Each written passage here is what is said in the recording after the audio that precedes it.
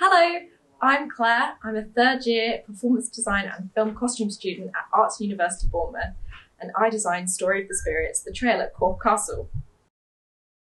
For our third year in my course, we have to choose a final project to do, and I'm really interested in historical fashion, and I really like costume breakdown, which is making freshly made costumes look really old with like different dyes and textures.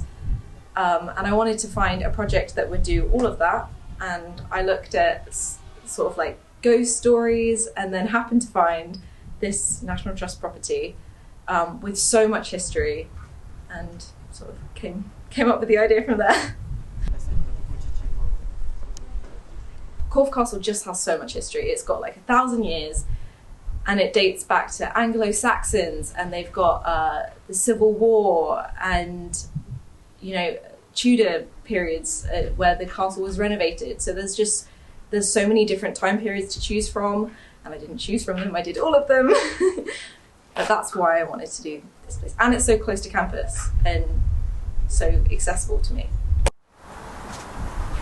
So the process of creating the costumes starts at the research phase, and you research fashions of the time, you research specific ways people wore their fashions, from like a hairpin to like a specific piece of lace that people liked off the shoulders in one variation. And once you have that knowledge, you can then go into the drawing stage and design from there, choosing colours that people liked and that kind of thing. And then it's a case of trying to bring them to life, finding bits of costume, making some in some cases, but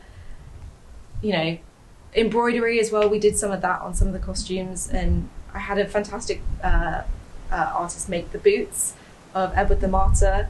So they're all broken down, and she just made some shoes for this in an afternoon, I think. So yeah, that's the process of creating costumes.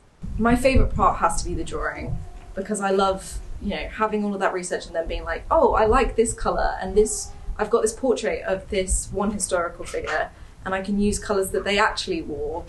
And because you have that, you can make your own decisions and design something relatively new while still in keeping with a historical time period.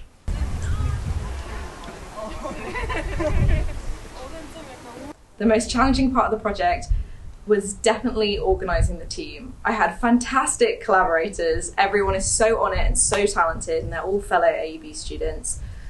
But I had to source them all myself, interviewed all of them, worked around their own schedules for their courses. We had actors, fantastic makeup artists. We had a photographer who was just fantastic. The photos of her behind the scenes, getting every camera angle, is hilarious. Such a great crew, but trying to work around their schedules while also getting my work done was definitely challenging. It's just such a beautiful location. I loved being here, and the actors, they are just fantastic, and they got so into character. Once the hair and the makeup is done and they're in their costumes, it's just a whole atmosphere is brought to the piece when they're like here in real life, and they blend in really well with the actual texture and the stones that are here.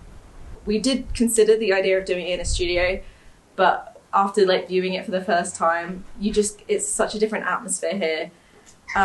And I wanted, it was tricky in organising everyone's schedules to line up. We got in early and did makeup on campus, then transported everyone here. People got dressed in the little hut down at the bottom of the hill. But it was, the actors got so into it because you can feel sort of the history when you walk around.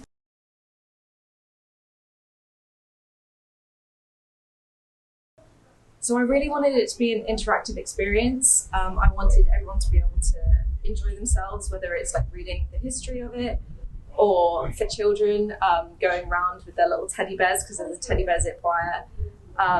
And we incorporated that into the advertising material because me and a graphic artist designed that as well. So it's got all of my sketches, the leaflet you've got, it's got all my sketches in it. It's got the little bear, ghost bear that we designed. It's got embossings that you can go around each of the characters and emboss the stamp that we designed for each personal character. Like some of them are crowns, got a quill further up, and they're all personal to the actual historical figures. And the National Trust the team there are so good and so on it. They provide us with ample research. That's, I think, how I did that.